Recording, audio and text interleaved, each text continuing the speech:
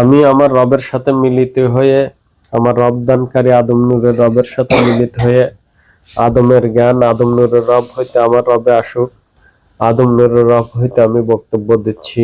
আমিন। বিসমিল্লাহির রহমানির রহিম। সকল প্রশংসা সেই মহান আল্লাহ পাকের, যিনি আমাদের সেই আদি পিতাকে সৃজন করে তার নিজ ভাণ্ড থেকে ফুৎকারে আত্মা দিয়ে জীবিত করেছিলেন, আর জীবিত হয়ে সঙ্গে সঙ্গে বলে উঠেছিলেন আলহামদুলিল্লাহ। আমরাও আজ অনাদিকাল পরে সেই পিতার আকৃতি সুরত পেয়ে, পিতার সে নফস পেয়ে আমরাও নিজ নিজ কল্পের দিকে একবার খেয়াল করে বলে ওঠে আলহামদুলিল্লাহ। অতঃপর যে নবীন নবত এসে আমরা হাজির হয়েছি, তিনি হলেন বিশ্ব নবী এবং ইসলাম ধর্মের প্রচারকারী এবং প্রতিষ্ঠাকারী, এবং সেই নবীর সামনে একবার খাস দরুদ শরীফ পাঠ করি। আল্লাহুম্মা সাল্লি আলা সাইয়্যিদিনা মাওলানা মুহাম্মাদিন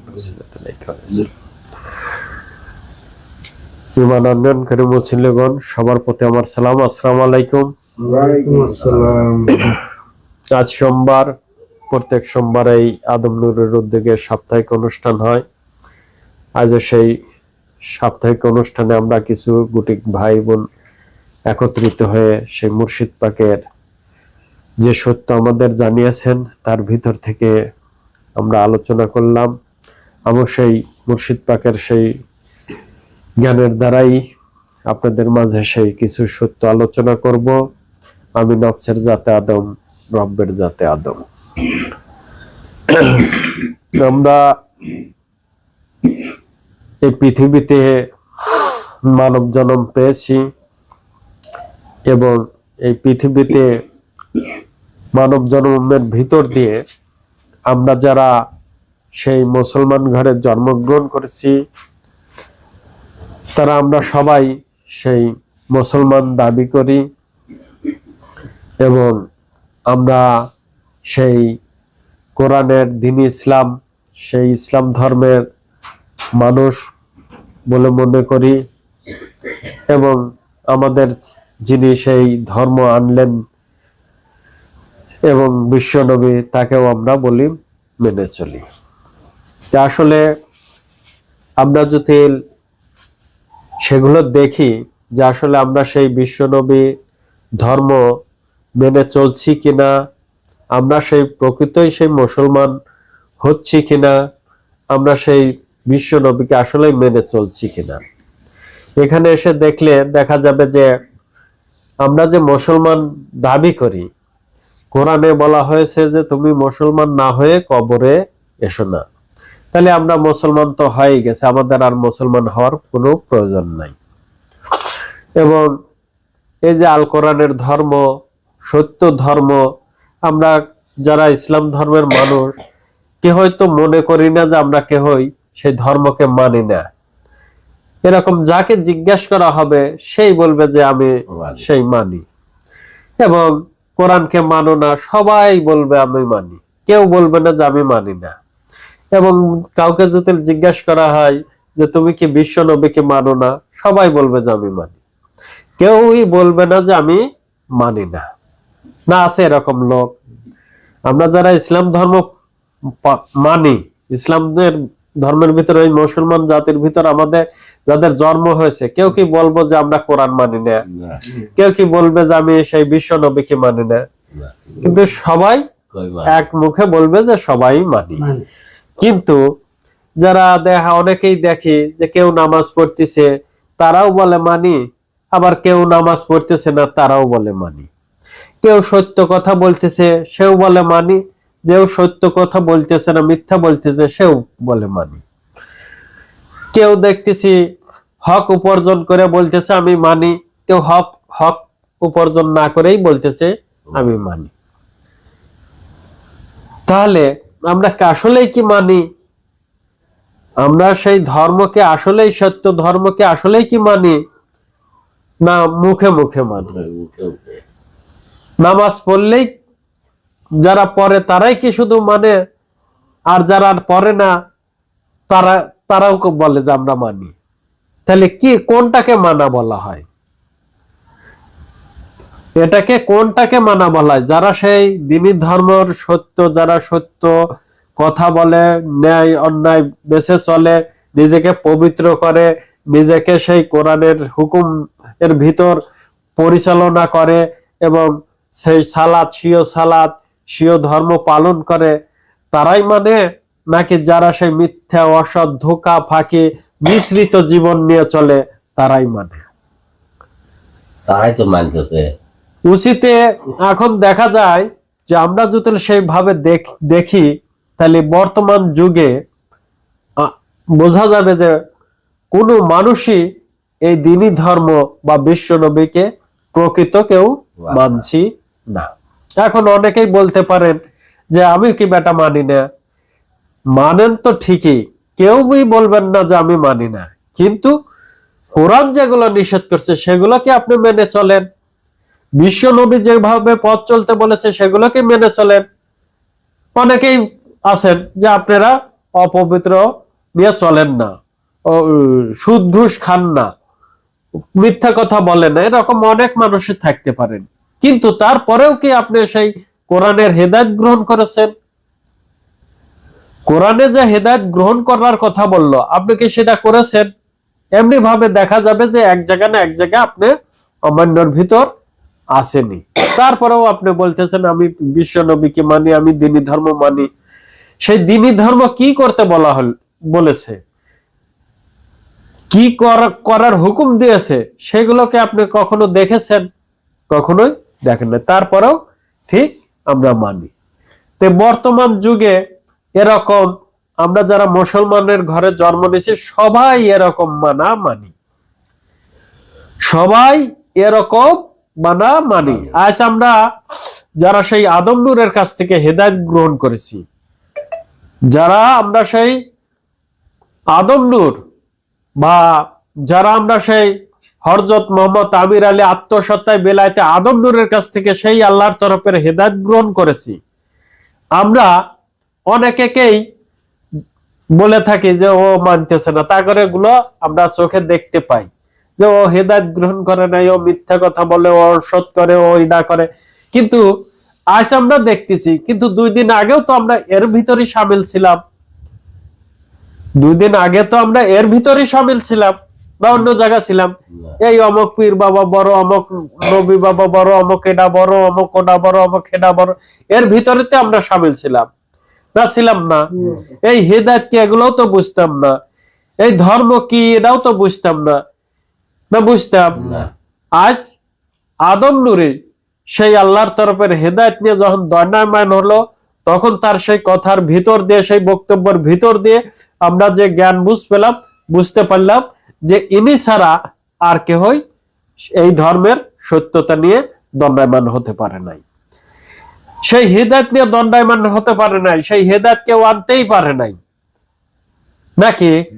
তারপরে আমরা সেই হেদায়েত গ্রহণ করলাম, সেই হেদায়েতের গ্রহণ করার ভিতর দিয়ে আমরা তার সেই হেদায়েতি সন্তানি হলাম, নাকি হলাম? আমরা সেই হেদায়েতের ভিতর দিয়ে সন্তানি হলাম। কিসের সন্তান? সেই হেদায়েতের সন্তান, না এই দুনিয়াগত সন্তান হলাম। দুনিয়াগত সন্তান হলাম না, আখেরাতে সেই ধর্ম মানার ভিতর দিয়ে তিনি যে হুকুম দিলেন, তিনি যে আমাকে আদেশ দিলেন, আদেশ করলেন, সেগুলো মানার ভিতর দিয়ে আমি যদি তার সেই হুকুমতের ভিতর দিয়ে সে জায়গা পৌঁছাতে পারি, তাহলে সে না আমি সেই তার সন্তানি হয়ে যেতে পারবো না। শুধু হেদায়েত নিয়েই থাকলাম আর বললাম যে আমি সেই আদম নূরের হেদায়েত নিছি, আমি সেই আদম নূরের হেদায়েতি সন্তান, খালি এটা বললেই কি চলবে? না, তার কর্ম আছে, তার সেই ইবাদত আছে, তার জিন্দেগি আছে, এগুলোকে মানতে হবে না? অবশ্যই মানতে হবে। ঠিক বর্তমান যেরকম আমরা দেখি যে এই হেদায়েত গ্রহণ করার পরে যে বর্তমান অনেক এই কোরআনের যারা সেই বলে যে আমরা ধর্ম পালন করতেছি, সেই নবীকে মানি, কোরআনকে মানি, যেরকম আমরা দেখতে পাইতেছি যে 1000-এর ভিতর 100-র ভিতর হয়তো 100 জনই মানতেছে না। আমাদের চোখে পড়ে তো, জ্ঞানে আসে তো, যারা সেই হেদায়েত গ্রহণ করেছে অবশ্যই তো জ্ঞানে বুঝে আসে না? আসে না? দেখতে পাইতেছি তো তাদের সেই কর্মকাণ্ড গুলো দেখে আমরা বুঝতেছি যে এরা সেই কোরআনের ধর্ম মানে না, মুখে বলে মানে, আসলে মানে না। ঠিক আজ আদম নূরের বেলায়ও তাই হয়েছে। আমরা যারা সেই আদম নূরের কাছ থেকে হেদায়েত গ্রহণ করেছি, আদম নূরের কাছ থেকে যারা সেই আল্লাহর তরফে হেদায়েত নিয়ে সেই পথ গ্রহণ করেছি, সরল সোজা পথে চলেছি, আমরা সেই হেদায়েত গ্রহণ করেই বলতেছি যে আমরা সেই আদম নূরের হেদায়েত গ্রহণ করেছি, আমরা সেই আদম নূরের সন্তান। এখন সেই হেদায়েত মতো চলছি কিনা, সেই কর্মগুলো করতেছি কিনা, সেই ইবাদত গুলো করতেছি কিনা, সেইভাবে জিন্দেগি আমার জিন্দেগিকে চালাচ্ছি কিনা, এর কোনোই প্রয়োজন নাই। কিন্তু আমি সেই আদম নূরের হেদায়েতি। অনেক মানুষ আছে আমি দেখতে পাই যারা কখনোই নামাজ পড়ে না, রোজা করে না, হজ করে না, সত্য কথা বলতেছে না, সত্য পথে ধাবিত হইতেছে না, সত্য রোজগার করতেছে না, তারাও বলে হেদায়েত গ্রহণ করেছে, আমি আদম নূরের সন্তান, আমি সেই আদম নূরের কাছ থেকে হেদায়েত গ্রহণ করেছি। তাহলে কিরকম হলো?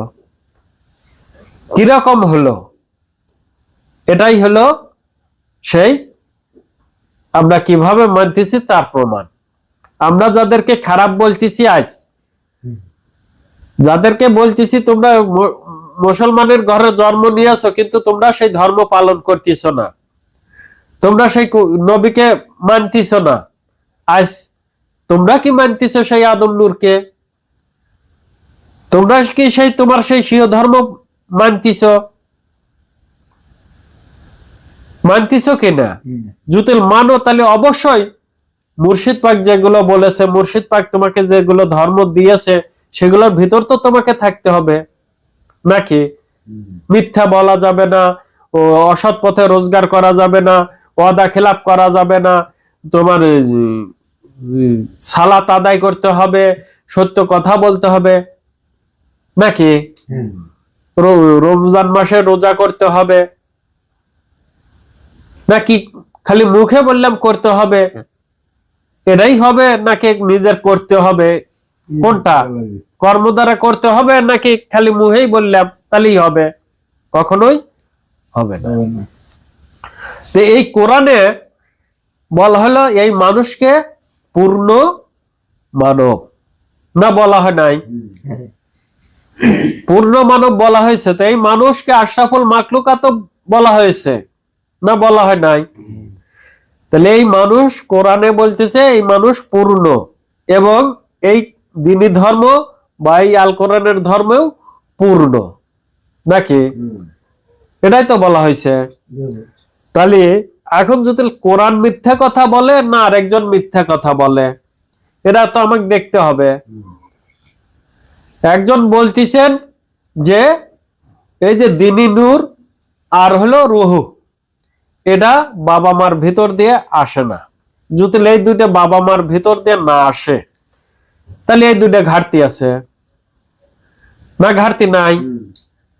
তাহলে এই দুইটা কোন থাস কেবা করে আসলো, তাহলে সেটা দেখান লাগবে। যদি না আসে তাহলে আমরা অপূর্ণ মানুষ, তাহলে কোরআন মিথ্যা কথা বলছে। তাহলে সে বলুক যে কোরআন মিথ্যা কথা বলছে, যে আপনি পূর্ণ মানব কেমন করে হলেন? আর কোরআন যদি সত্য কথা বলে তাহলে আমার ভিতরে সকল কিছুই আছে, তাহলে আমার ভিতরে সকল কিছুই আছে, তাহলে আপনিই মিথ্যা কথা বলতেছেন না? কি হবে? আপনি সেই দ্বীনি ধর্মের সেই মুর্শিদ পাকের কথা লেবাস লাগিয়ে আপনি এই মানুষকে মিথ্যা ছড়াচ্ছেন না? কি হচ্ছে? মুর্শিদ পাক বললো দ্বীনি নূর হলো আল্লাহর নূর নাকি? আল্লাহ যখন সেই আদমকে ফুৎকারে আত্মা দেন, সেখান থেকে এই আল্লাহর নূর আদম পায়, আর এই মানুষে সেই নূর আসে সেই আদম থেকে, না? কি বলেছে? আর আমি যদি বলি যে এই নূর তোমাকে উপার্জন করতে হবে, যদি উপার্জন করতে হয় সকল মানুষকে উপার্জন করতে পারে, তাহলে হয়তো 500 জনের ভিতর নাই 250 জনই ধরলাম উপার্জন করলো, আর 250 বাদ, তাহলে এই 250 জন মানুষ কিভাবে পূর্ণ মানুষ হয়? কিভাবে সেই পূর্ণ মানুষ হয়? আর আপনি বলতেছেন এই যে রুহুর কথা বললেন, যে মহামান্য রজনীতে রুহু করা হয়েছে, নাজিল করা হয়েছে কার উপর? বিশ্ব নবীর উপর। তা আপনি এটা মিথ্যা কথা বললেন না সত্য কথা বললেন যে মহামান্য রজনীতে এই রুহু সৃজন করা হয়েছে, অবতীর্ণ করা হয়েছে। সেই মহামান্য রজনীতে অবতীর্ণ করা হয়েছে সেই বিশ্ব নবীর উপর। তে কোরআনে যে বলতেছে সেই যিনি বিশ্ব নবী তিনি সেই কোরআনের মাধ্যমে বলতেছেন যে সূরা সেই হিজরতের ভিতর 29 নম্বর আয়াতে বলতেছেন যে আমি যখন তাকে পরিপূর্ণ করব এবং আমি যখন তাকে আমার ভিতর থেকে রুহু ফুঁকে দেব তখন তোমরা সিজদা করবে, তখন তুমি সিজদা করবে। তাহলে তাই সেই আউয়ালে তো আদমকে সেই রুহু ফুঁকে দিয়েছে না, তাহলে মহামান্য রজনীতে কখন আবার সৃজন করলেন? হে মানব জাতি, হে আমার হেদায়েতি ভাই ও বোনেরা, আপনাদের মাঝে আমরা কেন এগুলো তুলে ধরছি, এগুলো কেন বলছি? আমার বলার কোনো না, তারপরেও বলছি কেন? কারণ এই দ্বীনি ধর্মে আমার মুর্শিদ পাকের নাম নিয়ে এরকম আপনাদের ভিতর মিথ্যা ছড়াচ্ছেন, এরকম মিথ্যা ছড়াচ্ছেন, এরকম মিথ্যা আপনাদের ভিতর ঢুকে দেওয়া হচ্ছে যাতে আপনারা এদের থেকে সতর্ক থাকেন। এজন্যই আমার বলা, যেহেতু আমার মুর্শিদ পাকের কাছ থেকে আপনারা হেদায়েত গ্রহণ করেছেন এবং আমার মুর্শিদ পাক আমাকে দায়িত্ব দিয়েছেন, সেখান থেকে আমি আপনাদের সতর্ক করছি। যেহেতু আমি দায়িত্বতে আছি, তাহলে আপনাদেরকে আমার কর্তব্য না আপনাদের সতর্ক করা? কর্তব্য না? যেরকম মহান আল্লাহ পাক আদমকে তার সকল কিছু দিয়ে সৃজন করেছেন, এই মানুষ যাতে সেই আদম হয়ে যেতে পারে, এই মানুষ যাতে সেই আদম জাতের জাতীয় মানুষ হয়ে যেতে পারে, সেই ধর্ম দেওয়া তো আদমেরই কাজ নাকি? না অন্য কেউ দিতে পারবে? এবং কিভাবে যাবে সকল কিছু ঠিক করা সেই মানুষটারই কাজ, সেই আদম নূরেরই কাজ। এবং কোন মিথ্যা আসলো কি আসলো সেগুলো দেখার দায়িত্ব তার। এই মানুষকে যারা সেই হেদায়েত গ্রহণ করবে তাদেরকে সঠিকভাবে বলা, সঠিকভাবে যাতে চলতে পারে, কোনোভাবে যাতে মিথ্যা না করে সেভাবে সতর্ক করাও সেই শিক্ষকের কাজ নাকি? দায়িত্ব তার, ব্যাপক দায়িত্ব তার। সকল কিছু যাতে আমার সন্তানটা ভালো হয়, ঠিক মতো চলে, ভালোভাবে চলে, সকল ঈশ্বরের কাছে যাতে প্রতিষ্ঠিত হতে পারে, এটা বাবা মার কাজ না? কাজ তো। তাহলে তিনি এখন নাই, তিনি যাকে দায়িত্ব দিয়েছেন তার কাজটাও তো তাই, যাতে তার সেই সন্তানরা, আমার ভাইরা যাতে সেই ভুল পথে না চলে, যাতে ভুল না করে, এবং কেউ যদি ভুল করে সেগুলো দেখে যাতে সংশোধন করতে পারে, সেগুলো দেখানো কিন্তু আমার কর্তব্য না? আমার দায়িত্বের ভিতর পড়ে না? এবং সে ভুল করতেছে, তার ভুলের দেখে আরেকটা ভাই যাতে ভুল না করে তাকে সতর্ক করা কি আমার দায়িত্ব না? দায়িত্ব পরে কিনা? তাহলে জুতিলা আমার পরে, তাহলে এগুলোও বলাও আমার ভিতরে পড়ে, এগুলো বলাটাও আমার ভিতরে পড়ে না? পড়ে না?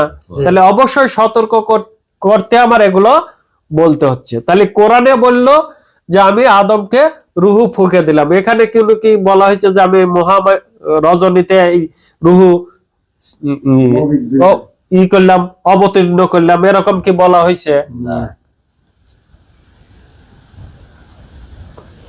তিনি আবার বলতেছেন যে এ রুহু আর দ্বীনি নূর, রুহু এবং দ্বীনি নূর এই দুইটা বাবা মার ভিতর থেকে আসে না, এই দুটাকে অর্জন করতে হয়, অর্জন করতে হয়। তাহলে কিভাবে অর্জন করা লাগবে, কিভাবে তার কি ইবাদত, সেগুলো তো উনি দেখাবেন, সেগুলো তো উনার দেখান লাগবে যে এইভাবে এইটা রুহুটা এইটা আসে, এইভাবে আছে, এইভাবে আছে, এইভাবে এই ইবাদত করলে এই রুহু ধরা যায়, আর এই ইবাদত করলে এই দ্বীনি নূর ধরা যায় না? দুইটা কি একই রকম ইবাদত করলেই ধরা যায়? তাহলে উনি কোন ইবাদত করে সেই রুহু ধরলো আর কোন ইবাদত করে সেই দ্বীনি নূর ধরলো? উনি জান বলে একটু। যে এই ইবাদত করার ভিতর দিয়ে আমি সেই রুহু ধরছি, আর এই ইবাদত করার ভিতর দিয়ে আমি সেই দিনী নূর ধরছি। আমি এখন সেই রুহুর মালিক, আমি সেই দিনী নূরের মালিক। আদম নূর তো আর দিনী নূরের মালিক না। তুমি যখন ধরছো তাহলে তো বলবে সেই সত্য তো তুমি ধরছাও। আর আমার মুর্শিদ পাক বলেছেন যে এই দিনী নূর হলো আল্লাহর নূর। আল্লাহকে, আদমকে যখন রুহু ফুকে দেওয়া হয় তখন আল্লাহর ভাণ্ড থেকে সেই আত্মা আদমকে দেওয়া হয়, সেই রুহু আদমকে দেওয়া হয়। ঠিক আদম যখন সেই রুহু পেয়ে চেতন হলো তখনই সে জীবিত হলো, না কি বললো? এবং এই দিনী নূর প্রত্যেকটা মানুষে থাকে আদম নূর হয়ে, না কি বলেছেন? প্রথম মানুষটা থেকে শেষ মানুষটা পর্যন্ত এই নূর প্রত্যেকটা মানুষে থাকে। এবং এই যে কোরআন, এই কোরআনের ভিতরেও তো বলা হয়েছে আমি আল্লাহ মানুষে থাকি। তাহলে সেই রুহু আবার কি হলো যে মানুষে থাকলো না, আল্লাহর নূর থাকলো? আর রুহু কি জিনিস, এত বড় কি জিনিস যে এই জিনিসটাকে ধরতে হয়? এমনি আসে না।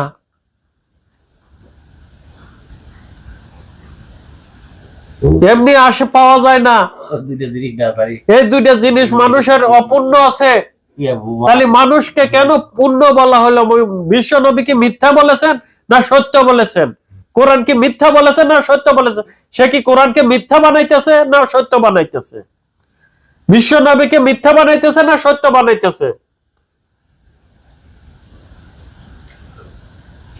2,80,000 নবতী নফস আছে। 1,24,000 মোতায়েনে 2,80,000 নবতী নফস আছে নাকি?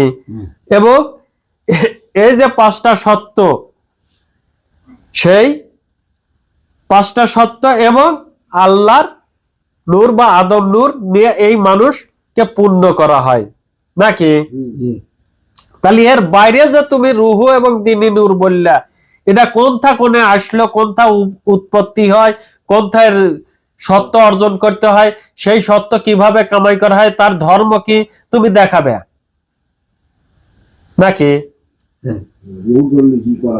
না, সেই রুহুটার উৎপত্তি স্থল কোন থেকে, উৎপত্তি কিসে থেকে হয়, সেই দিনী নূর কিসে থেকে হয়, তার ধর্ম কি, তার ইবাদত কি, তার কর্ম কি, কিভাবে তাকে ধরা যায়, তাকে কিভাবে নিজের করা যায়, সেই ডিগ্রিটা যে আমি হাসিল করব তার তো লেখাপড়ার লাগবে না? লাগবে না? লেখাপড়া লাগবে তো। ধরো যে এই যে আরবি ভাষা আগে ছিল, ইংলিশ ভাষাও ছিল না, বাংলা ভাষাও ছিল না, আরবি ভাষাও ছিল না, না ছিল? ছিল না। তাহলে এই হিন্দিতে যারা বিএ পাস করতেছে, এই বাংলাতে যারা এমএসসি বিএসসি করতেছে, এরা তো বাংলা লেখাপড়া দিয়েই করতেছে, ওটা তো এই দিয়েই করতেছে। তাহলে এই লেখাপড়াটা তো আনা লাগছে নাকি আনা লাগে নাই? লেখাপড়া আইসে দেখে তো বিএ পাস, এমএ পাস, ডাক্তারি পাস, ডাক্তারি লেখাপড়াও তো আছে। ডাক্তারি লেখাপড়াই যদি না থাকতো তাহলে কে ডাক্তারি, কেউ ডাক্তার হতে পারতো? তাহলে একটা সেই লেখাপড়া আইছে, সেই লেখাপড়া সে অর্জন করে সে ডাক্তার লাগাইতেছে, হ্যাঁ এমএসসি তার নামের সাথে এমএসসি লাগাইতেছে, বিএ লাগাইতেছে না যে আমি বিএ পাস করছি, সে বিএ লাগাইতেছে নামের সাথে। তাহলে তুমি সেই দিনী নূর কোনটা উৎপত্তি হয়, কিভাবে সেইটা ধরা যায়, তার ইবাদত কি, সেগুলো তুমি দেখাবে নাকি? তাহলে আগে এগুলো দেখালেও তারপরে আবার কিছু বললে তখন আবার দেখাবো যে তুমি কোন মিথ্যা বলছো। মিথ্যামি ছেড়ে দাও, সঠিক পথে আসো। তুমিও তোমার ভাষায় তুমি এই বিশ্ব নবীকে এবং এই কোরআনকে মিথ্যা বানাইতেছো, তুমি হুঁশিয়ার হয়ে যাও। তুমি কোরআনকে মিথ্যা বানাইতেছো, কারণ কোরআনে বললো যে আমি সেই আদমকে রুহু ফুকে দিল। মহান আল্লাহ পাক কোরআনের ভিতরে বলতেছেন, আর তুমি বলতেছো সেই মহামান্য রজনীতে রুহু ই করা হইলো, নাজিল করা হইলো বিশ্ব নবীর উপর? এটা কোন জায়গার আয়াত তুমি একটু বলবে? কোন কোরআনের আয়াত? কত নাম্বার সূরায় কত নাম্বার আয়াতে আছে তুমি বলবে? আর আমাদের গ্রাম্য ভাষায়, গ্রামের ভিতর বা অনেক গ্রামেই অনেক সুযোগ সুবিধা লোক থাকে, সুযোগ সুবিধা লোক থাকে। ধরেন একজনের হাতে একজনের মারামারি লাগছে, যাতে আরো মারামারি বেশি লাগে এরকম, বা তার থেকে কিভাবে টাকা কামাই করা যাবে এরকম সুযোগ সুবিধা কিছু লোক থাকে।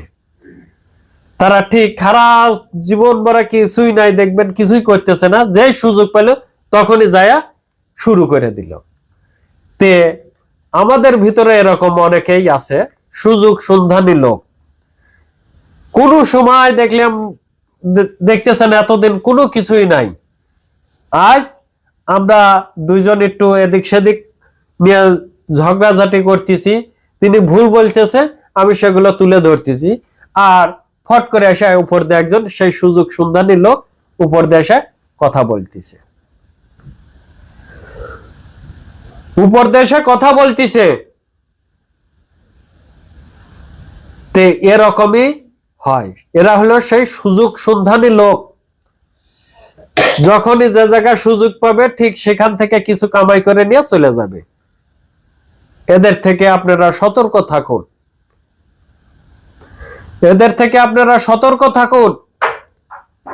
এরা আপনাদের যেখানে সুযোগ পাবে সেখানে সেরা যায় সুযোগের সদ্ব্যবহার করে চলে যাবে। তাই আমরা সতর্ক হই, আমরা আমাদের সেই জীবনকে রক্ষা করি। আমরা সেই আমাদের সেই মুর্শিদ পাক যে ধর্ম দিয়েছেন আমরা সেই মানার মতো মানি, আমরা সেই মানার মতো মানি, যাতে কেউ বলতে পারে না যে তোমার হুজুরের এই কথাটা অমান্য করলা, তুমি এই কথাটা মিথ্যা বলতেছ, তুমি এইভাবে চলতেছ, যাতে আমাদের এরকম না বলে কেউ, যাতে আমাদের সেই উপরে কেউ আঙ্গুল তুলতে না পারে। কে কি করলো এজন্য আমাদের ধর্ম দেওয়া হয় নাই, আমার ধর্ম আমার করে দেওয়া হয়েছে নাকি? আমার ধর্ম আমার করে দেওয়া হয়েছে, যে ধর্ম গ্রহণ করেছেন তারটা তাকেই দেওয়া হয়েছে, আমারটা আপনাকে দেয় নাই, আপনারটা আমাকেও দেয় নাই। এটাকেই বলা হয়েছে স্বীয় ধর্ম। আপনি বললে আপনার, আমি বললে আমার, আমি যদি বললে আমার স্বীয় ধর্ম তাহলে আমার, আপনি যখন বলবেন আপনার স্বীয় ধর্ম তাহলে আপনারই নাকি? তাহলে অবশ্যই আপনার ধর্ম আপনার করে দিয়েছেন, আমার ধর্ম আমার করে দিয়েছেন। আমরা সেই স্বীয় ধর্ম পালন করি, স্বীয় ধর্মের ইবাদত করি, স্বীয় দিনের ইবাদত করি, স্বীয় রবের ইবাদত করি, স্বীয় নফসের ইবাদত করি, স্বীয় সালাতের ইবাদত করি। আমরা পরের কথায় কান না দিয়ে আমাদের মুর্শিদ পাক যেগুলো দিয়েছেন সেগুলোর মধ্যে থাকি। এরা তো সেই মুর্শিদ পাকের কথার সাথেও তো সেই শিরকি লাগাচ্ছে না। মুর্শিদ পাক বলল যে এই দ্বীনি নূর তোমার ভিতরে থাকে, আর এরা বলতেছে দ্বীনি নূর বাবা মার ভিতর দিয়ে আসে না। তাহলে এরাই মুর্শিদ পাকের থেকেও বড় জ্ঞানী হয়ে গেছে, আদম নূরের থেকেও বড় জ্ঞানী হয়ে গেছে নাকি হয়? তারা তো এটাই প্রমাণ করতে চাচ্ছে যে আদম নূর চলে গেছে, আদম নূর কিছু নাই, আমি সেই আদম নূর হয়ে বা আমি সেই আমির হয়ে কথা বলবো। সেজন্যই তো বলতেছে যে আমি আমিরের পুত্র আমির, কারণ আমির চলে গেছে, আমি আমির। বুঝিস? মানে আমির চলে গেছে, আমিরের পুত্র আমির মানে কি? আমির চলে গেছে, আমির নাই, এখন আমি আমির, আমিরের সকল কিছু আমি করছি, আমি সেই আল্লাহ নূর অর্জন করছি। তাদের ভাষা এবং বক্তব্যে এগুলাই এসে যায়, এগুলাই এসে যায়। তা আমরা আমাদেরকে সতর্ক রাখি, আমাদের সেই হেদায়েতকে বারবার খেয়াল করি, তাহলে অবশ্যই কে কে ভুল বলতেছে কে সঠিক বলতেছে অবশ্যই আমি আমার ধর্ম যদি দেখি তাহলে আমি অপরকে ধর্ম দেখতে পাবো, কারণ সবই তো একই রকম দিয়েছেন হ্যাঁ নাকি? সব তো একই রকম দিয়েছেন, তাহলে আমারটা যদি আমি খেয়াল করি, তুমি তোমার হাত বাঁচাইতে চাও কি দোজকে দিচ্ছ, আমি তো বুঝতে পারি না, বুঝতে পারি না। তুমি সেই মুর্শিদের ধর্মের ভিতর কি আনতে চাও কি না আনতে চাও, এটাও তো আমি বুঝতে পারি না, পারি না। আমি যদি সঠিক মতো চলি, আমি যদি সঠিক মতো দেখি, তাহলে অবশ্যই তুমি কি বেকা চলতে চাও না সঠিক মতো চলতে চাও, এগুলো দেখা যায়, যায় না? তাহলে অবশ্যই আমরা সেই ধর্মকে, স্বীয় ধর্মকে পালন করি, নিজেকে রক্ষা করি এবং মুর্শিদ পাকের সেই হুকুমত মানার মতো মানি। যে আমরা যে অন্য মানুষকে বলি যে তোমরা দ্বীনি ধর্ম আল কোরআনকে মানতে চাও না, দেখতে পাইতেছি তো, যখন তুমি মিথ্যা বলতেছো তখন তুমি তো আল কোরআনের ধর্মকে মানতে চাও না, আল কোরআনকে মানতে চাও না। ঠিক তুমি যখন সেই আদম নূরের ধর্মের ভিতর, স্বীয় ধর্মের ভিতর তুমি যখন মিথ্যা কথা বলো, তখনও তো আমি দেখতে পাই যে তুমি এই ধর্ম মানতে চাও না, নাকি হয়? তুমি যদি অসৎ পথে চলো, তখনও তো দেখা যায় না, দেখা যায় না? তাহলে অবশ্যই আমরা আমাদের সেই স্বীয় ধর্মকে মানার মতো মানি, মুর্শিদ পাকের আদেশ হুকুম সেই মানার মতো মানি, যাতে আমাদের সেই কেহই বলতে না পারে তুমি এটা করলা, তুমি ওটা করলা, যাতে আমাদের সেই আঙ্গুল তুলে কেউ না কথা বলতে পারে। আমরা সতর্ক হই এবং স্বীয় ধর্ম পালন করার ভিতর দিয়ে সেই তহাকন্যা হরজতার জিনু আর আমরা আদম নূরের মহরত যাতে জীবন লাভ করতে পারি, সবাই বলে আমিন। এই বলে আজকের বক্তব্য আমি এখানে শেষ করছি। সুবহানাল্লাহ বিহামদিহি সুবহানাল্লাহ আযীম। সবার প্রতি আমার সালাম, আসসালামু আলাইকুম। ওয়ালাইকুম আসসালাম।